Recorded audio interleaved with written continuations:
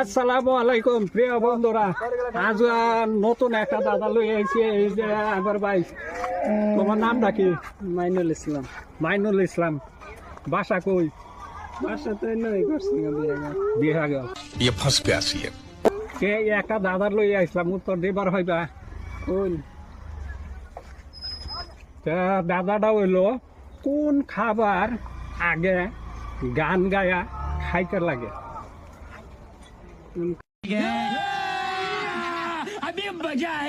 খাবার আগে গান গায়া খাইতে লাগে। গান গায়ে খেতে লাগে। হ্যাঁ।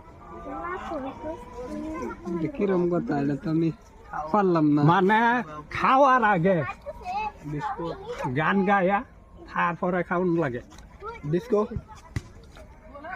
ডিস্কো বলে না, तू समझा? हाँ। नहीं तू समझा नहीं।